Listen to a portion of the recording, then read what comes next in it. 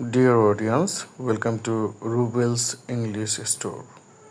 Dear audience, আমরা আজকে ফিরে এলাম আরও বেশ কিছু গুরুত্বপূর্ণ স্পোকেন রুলসের স্ট্রাকচার নিয়ে, এবং শুধু স্ট্রাকচারই নয়, এর সঙ্গে যুক্ত হয়েছে এক্সাম্পলগুলো।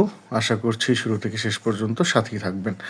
তো লক্ষ্য করুন, স্ক্রিনে দেখতে পাচ্ছেন যে আমি প্রথম যে স্ট্রাকচারটি লিখেছি স্পোকেনের ক্ষেত্রে, there is something wrong with plus noun, অর্থাৎ আমার কোনো কিছুতে সমস্যা হচ্ছে। আমরা হয় না যে যখন কোনো কাজ করি, ঠিক কাজ করতে গিয়ে বিভিন্ন ধরনের প্রবলেমস যেগুলো রয়েছে সেগুলো আমরা ফেস করতে হয়। তো এই যে প্রবলেমসগুলো রয়েছে সেগুলো সম্পর্কে যদি আপনি যদি অন্য কারো কাছে উপস্থাপন স্মার্টলি যদি করতে চান, তাহলে রুলসটা যেটা ফলো করবেন সেটি হচ্ছে there is something wrong with, এরপরে সঙ্গতিপূর্ণ নাউন এবং অন্যান্য অংশ দিয়ে যুক্ত করে নিতে পারেন। লক্ষ্য করুন এক্সাম্পলগুলো। আমি ফার্স্ট যে এক্সাম্পলটা লিখেছি সেটি হচ্ছে there is something wrong with computer, অর্থাৎ হচ্ছে কম্পিউটার নিয়ে কিছু সমস্যা হচ্ছে। There is something wrong with computer, তো কম্পিউটারে কিছু সমস্যা আছে, সেখানেও বোঝায় দেয়ার ইজ দিয়ে। অনেক সময় আমরা সেখানে বুঝি, যেমন there is a pond in the village, এরকমটাও হয়।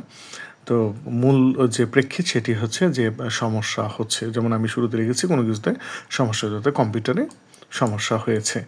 তো সেকেন্ড যে এক্সাম্পলটা লিখেছি, there is something wrong with my mobile, অর্থাৎ ঠিক সেম আগের প্যাটার্নের মতোই আপনি আপনার মতো করে। আমি থার্ড বাক্যতেও লিখেছি there is something wrong with television, there is something wrong with কি আপনার পিসি, বা আপনার বেডশিট, কিংবা আপনার যাপিত জীবনের জন্য যে সমস্ত নিডেড, সেগুলো নিয়েও আপনি কিন্তু এইরকম প্রবলেম যদি ফেস করেন, সেক্ষেত্রে অন্যের কাছে যখন এক্সপ্লেইন করবেন তখন কিন্তু এই ধরনের বাক্য ব্যবহার করতে পারেন, যে there is something wrong with my dot dot, আপনি কি লিখতে চান।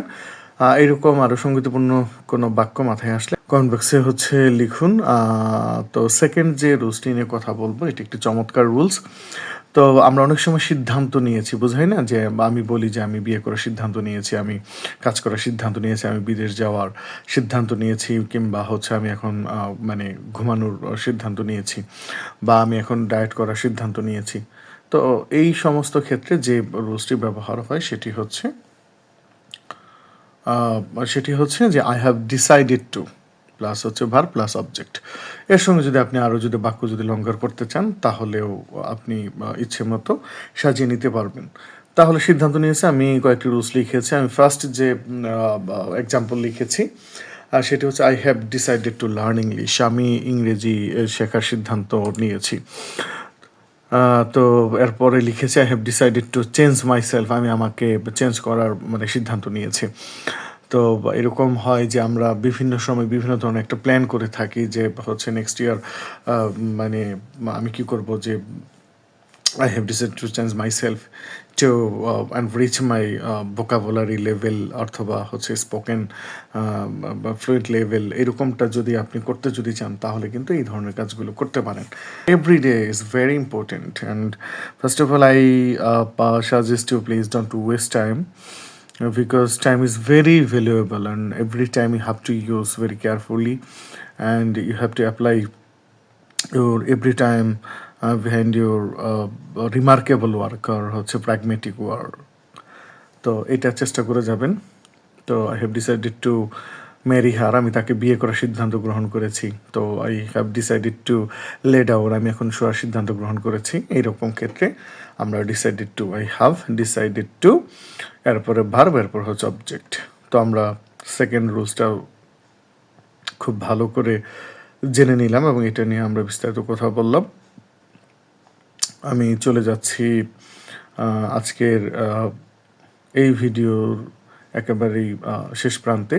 তো শেষ যে রুলসটি সেটি লিখেছি, স্ক্রিনে দেখতে পাচ্ছেন, যে অনেক হয় না যে আমি শুনেছি যে ওখানে একটা শেয়াল থাকে, আমি শুনেছি যে ওখানে একটা সময় ভীষণ জনবসতি ছিল, আমি শুনেছি যে এখানে একটি ডেমন বাস করতো, বা এই ধরনের যে কোনো বাক্য যখন আমি শুনেছি যে, তাহলে শোনা মানে কি হিয়ার অর্থ শোনা, তার শুনেছি যে তেমন হিয়ার্ড হবে।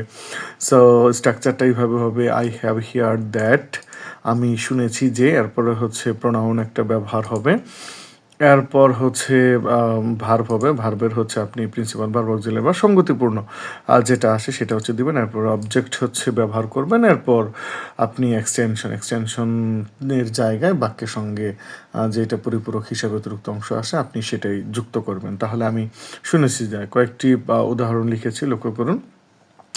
তো ফার্স্ট যে উদাহরণটা আমি এখানে মার্ক করলাম সেটি হচ্ছে I have hear that you learn English. তাহলে আমি শুনেছি যে তুমি কি করছো, তুমি ইংরেজি শিখছো। তো I have hear that you learn English.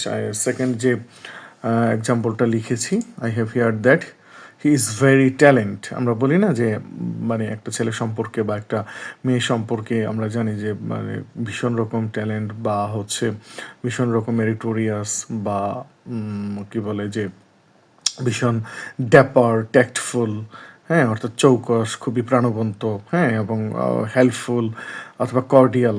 তো আমরা প্রত্যেকটা জায়গাতেই আমরা কিন্তু এই বাক্যটা ব্যবহার করি। তাহলে I have hear that he is very intelligent, I have hear that he is very pragmatic, I have hear that he is very dapper, I have heard that he is very tactful, I have heard that he is very cordial to all, etc.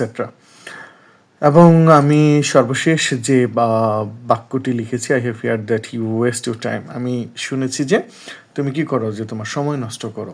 তাহলে একজন সম্পর্কে যখন আপনি মূল্যায়ন করবেন তখন কিন্তু আপনি এই ধরনের কথাগুলো বলতে পারেন যে বা মানে তোমার যে এই যে অধপতন, হ্যাঁ, for your kind information please don't waste your valuable time behind your silly works.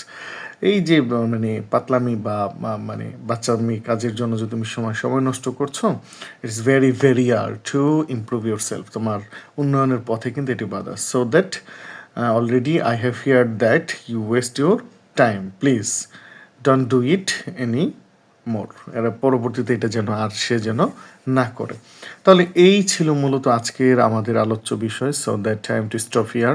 Thank you so much for being some time with me and hearing me. Thank you so much and see you next time. সালামু আলাইকুম রহমতুল্লাহ।